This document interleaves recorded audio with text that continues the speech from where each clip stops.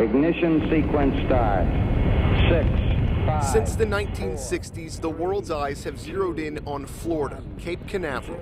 We choose to go to the moon in this decade and do the other things, not because they are easy, but because they are hard. It's one small step for man, one giant leap for mankind. We've cheered successes and mourned as a nation. Go and throttle up. During tragedy. They prepared for their journey and waved goodbye. Each event moving us one step closer to this moment. And liftoff. Right now. To realize dreams of space exploration, the second man to walk on the moon, Buzz Aldrin, recently complained to the president, "We lost." What would you say? Frankly, I've been a little disappointed in the last 10, 15 years. But visionaries that also happen to be billionaires are feverishly working to bring that glory back to America's space program. You need to wake up and be excited about the future. Focusing on the moon, Mars, and beyond. Without them, does the Cape survive? We have the billionaires, and without them, we probably would not have reclaimed so much launch activity either. It took a billionaire, because this is a very expensive business to get involved in. It is anyone's guess what awaits us in the vast unknown, but the race to be first, something you'll hear a lot of in this report, is starting over again. We're expecting to launch a crewed mission by the end of the year. Yeah, the last thing you're going to see, though, an astronaut coming out here and be able to look at this view of America, you know, the coastline here. We got an exclusive tour of the Cape, from launch pads to companies breathing new life into historic buildings and businesses serving up a growing customer base with futures literally out of this world. I'm not going to name any names, but they come in once in a while, yeah. The race to the Cape, a modern-day gold rush. We think it's the Silicon Valley of Space 2.0. Barry Hamilton and his wife Laura are in the middle of a huge project, developing an old bank and hotel into apartments and a co-working space. How excited are you to build something that could be 50 years from now a place where someone launches their career to Mars? I have been waiting my whole life for this project. It is the transportation hub of the future. Barry is the founder and CEO of Red Canyon Engineering, a company that writes software for NASA's new Dream Chaser spacecraft. His investment in historic Titusville, one piece of a larger vision. You know, we'll be doing regular trips to Mars. We'll be colonizing Mars. And that's going to be in the next two to 3 decades. And Cape Canaveral is going to lead the charge. Oh, absolutely. I think becoming a multiplanetary species, being able to get out there into orbit and do things with humans is really important. A dizzying 12 stories up, we talked to Tony Taliansik, the director and general manager of launch operations for United Launch Alliance. You know, we're really focused on, right now, making that first step. Where will the astronauts be in the capsule? Is it sitting on top of the Atlas V rocket?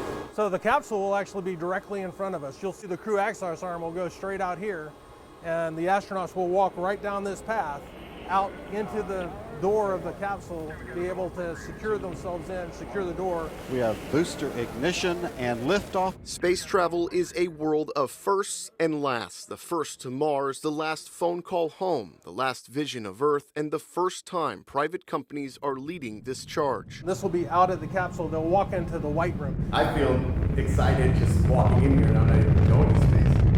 This December, ULA, founded in 2006 as a joint venture between Lockheed Martin and Boeing, will mark a major milestone, sending astronauts to the International Space Station. There is no more important requirement than humans putting them on top. Well, it's surreal to be on the launch pad here at ULA. This is the Delta IV rocket, expected to launch a satellite next couple of weeks. It has 1.4 million pounds of thrust, and satellites really are going to be their bread and butter as they continue to ramp up launches in the coming years.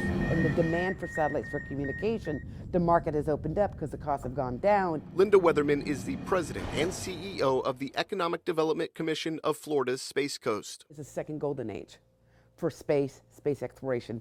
Weatherman's job is to lure companies back to Brevard County. We as a country lost a lot of our launch market. You know, 50 years ago we had it all. Competition, Chinese, other places. The Australians have launches, the Chinese have launches. We have competition amongst launch within this country. Wallops launches, Texas wants to do launch. We are bringing back and reclaiming unmanned launch back to the Cape. Launch to 48 launches. 48 launches a year is ambitious and will impact domestic and international air travel.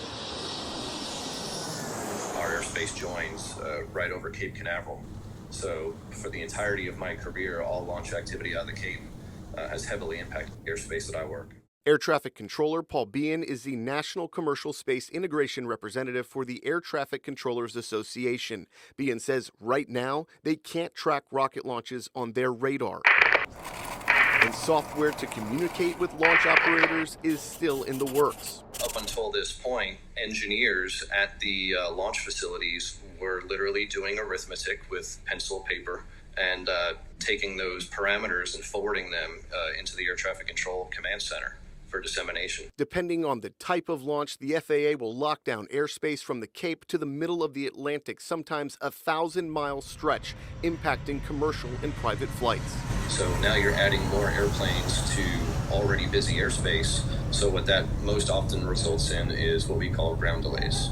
And if they're flying extra miles, they're going to burn extra fuel, and it takes extra time to get there, so it all compounds.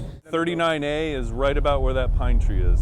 You hear the rumble, the ground shakes, and you hear it, you feel it. Playlinda brewmaster Ron Rake has a front row seat to history. His view of the future is simple. Well, I hope they're still drinking beer then. Hopefully I'll be around for it. The future is now. In Brevard County, Michael Paluska, ABC Action.